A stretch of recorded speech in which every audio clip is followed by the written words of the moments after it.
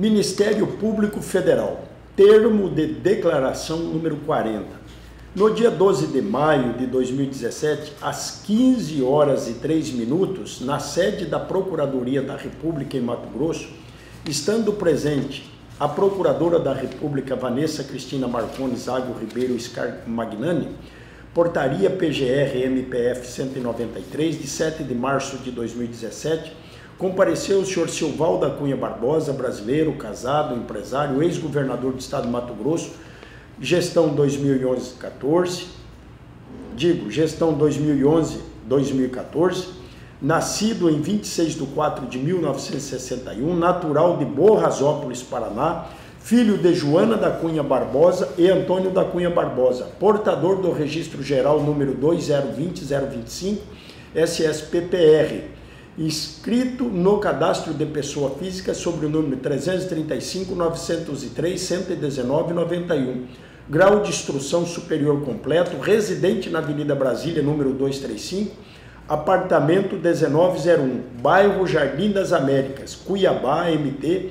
CEP 78045020, acompanhado por seu advogado Délio Lins e Silva Júnior, inscrito na OAB-DF número 16649, no interesse e com fundamento na notícia de fato número 1000000010999-2016-15, em trâmite perante a Procuradoria-Geral da República para prestar declaração referente ao anexo 40. Outros bancos que serviram ao sistema Banco Daicoval, que nos anos de 2005 e 2006, o secretário da Secretaria de Infraestrutura do Estado de Mato Grosso, no governo Blairo Maggi, era Luiz Antônio Pagô, que Pagô era um secretário muito dinâmico, vez que ele geria a Sinfra com muita autonomia, tendo em vista a confiança que Pagô tinha com o governador na época dos fatos, Blairo Maggi, que a relação de confiança existente entre Blairo Maggi e Pagô é antiga, tendo em vista que antes de ser secretário da Sinfra, no governo Blairo Maggi, Luiz Antônio Pagô já trabalhava nas empresas da família Maggi, tendo conhecimento declarante que Pagô começou a trabalhar com o pai de Blairo Maggi, André Antônio Maggi, continuando com Blairo Maggi nas empresas até assumir a Sinfra, a convite desse Blairo, que no ano de 2006, como já dito anteriormente, Pagô estava à frente da Sinfra no estado de Mato Grosso, tendo ele, Pagô, realizado muitas obras no estado, principalmente de pavimentações e recuperações de rodovias e pontes no interior, sendo que algumas dessas obras foram executadas sem o processo licitatório devido, que entre o final do ano de 2005 e começo do ano de 2006, havia uma dívida no estado de Mato Grosso em face das construtoras que executavam as obras perante a Sinfra, em valor que superava 130 milhões de reais, e o Estado não possuía as receitas orçamentárias necessárias para quitar tal dívida.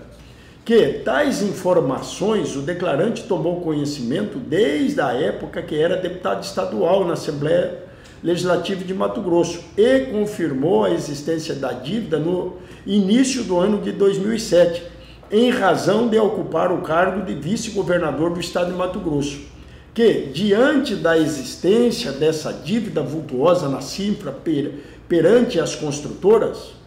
Pagô levou o problema até o então governador do estado de Mato Grosso, Blairo Maggi,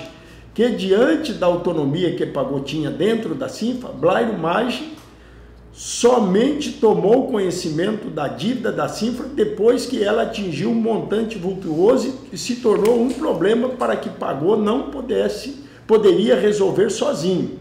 pois precisaria de dinheiro e orçamento, que Blairo Maggi, ao tomar conhecimento, ficou muito nervoso e com raiva e determinou que Pagô procurasse Éder de Moraes, que na época estava no MT Fomento, pois Blairo Maggi dizia que Éder havia trabalhado no sistema financeiro por muitos anos e que com a experiência de Éder poderia encontrar a solução para resolver o problema dessas dívidas do estado do Mato Grosso em face das construtoras. Que foi realizada uma reunião entre Éder Moraes, Pagô, Valdir Teis, secretário de Fazenda do governo Blairo Maggi, e Blairo Maggi, sendo que nessa reunião foi exposto para Éder Moraes os problemas das dívidas existentes e que Éder Moraes nessa reunião expôs a todos que através de uma engenharia financeira de empréstimos com bancos poderiam resolver esse problema, sendo que com os empréstimos contraídos pelas construtoras em face das instituições financeiras conseguiriam pagar parte das dívidas, cabendo ao Estado garantir as operações financeiras mediante emissão de documentos que comprovassem os créditos que as construtoras mantinham com o Estado, e que Éder também disse que na elaboração do orçamento financeiro seguinte do Estado do Mato Grosso destinariam mais recursos para a Cinfra no intuito de liquidar as dívidas do Estado de Mato Grosso em face das construtoras e dessas em face às instituições financeiras. Que a reunião foi concluída, tendo Blairo Maggi concordado com a ideia de Éder Moraes, tendo Blairo determinado a Éder que executasse o plano traçado na reunião, que Éder de Moraes iniciou os contatos com as instituições financeiras, sabendo o declarante que ele contatou os bancos, BIC Banco, Daicoval, BMG, Banco Rural, dentre outros, que o declarante tem ciência de que alguns representantes dos bancos vieram até o estado do Mato Grosso, sendo que Blairo Maggi teria se reunido com os presidentes dos bancos e dado carta branca para que Éder Moraes falasse e agisse em seu nome, Blairo. Que o declarante tem certeza de que os bancos, BIC Banco, Daicoval e Banco Rural operaram nesse sistema. E que, no entanto, o que mais operou foi o BIC Banco, tendo em vista que Éder Moraes já havia trabalhado em tal instituição financeira.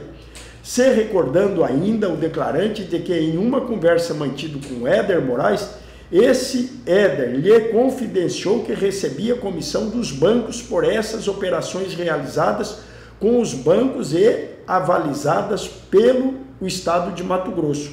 Que inicialmente tal sistema visava pagar as construtoras, tendo em vista que o Estado de Mato Grosso não tinha como pagá-las tempestivamente no ano de 2005. No entanto, Éder Moraes, com o conhecimento dos secretários da Cinfra, Luiz Antônio Pagô e Vilceu Francisco Marchetti, e ciência e aval de Blairo Maggi, começou a se utilizar de tal sistema sempre que necessitava recursos para a quitação de compromissos assumidos pelo governo Blairo Maggi, dentre eles uma dívida perante o Banco Daicoval, que estava em torno de 3 milhões de reais. Que, ao assumir o governo dia 1º de abril de 2010, o declarante começou a se inteirar dos detalhes dessas operações, como já citado anteriormente, sendo que os detalhes lhe foram repassados por Éder de Moraes, que Éder de Moraes informou ao declarante que a dívida perante o Banco Daicoval seria referente ao empréstimo contraído pela empresa construtora Todeschini. Porém, o declarante não sabe o destino que dado ao dinheiro obtido perante o Banco Daicoval pela empresa construtora Todeschini, e que se recorda o declarante de ter reunido com o representante da construtora Todeschini, João Carlos Simoni, no ano de 2010 ou começo de 2011. Sendo que, em tal reunião, João Simoni cobrou que o declarante efetuasse o pagamento de tal dívida, pois era uma dívida do governo e não dele. Que o declarante, nessa reunião, garantiu a João Simoni que quitaria tal débito. Que, após essa conversa, o declarante foi juntamente com Éder Moraes até a sede do Banco Daicoval em São Paulo, sendo que no local se reuniram com um dos diretores do Banco Daicoval, chamado Semi Dayan, que nessa reunião conseguiram negociar tal dívida para um valor um pouco menor, conseguindo baixá-la para um valor aproximado de 2 milhões de reais, que o declarante esclarece que João Carlos Simoni quitou a dívida perante o Banco da Ecoval, porém não se recorda, não sabe dizer se João Simoni utilizou o dinheiro oriundo do empréstimo tomado perante o Banco Rural ou dos retornos dos precatórios da Incominde. Nada mais a declarar, encerra o presente termo às 15 horas e 46 minutos do dia 12 de 5 de 2017 e segue assinado por todos, inclusive por mim, Vanessa Cristina Marconi Zago Ribeiro Scarmagnani, Procuradora da República, matrícula 1142, portaria PGR-MPF 193, de 7 de março de 2017, que digitei o presente termo. Silval da Cunha Barbosa, declarante, Délio Lins e Silva Júnior, advogado, OAB, DF 16649, Wilson Rodrigues de Souza Filho, delegado de Polícia Federal,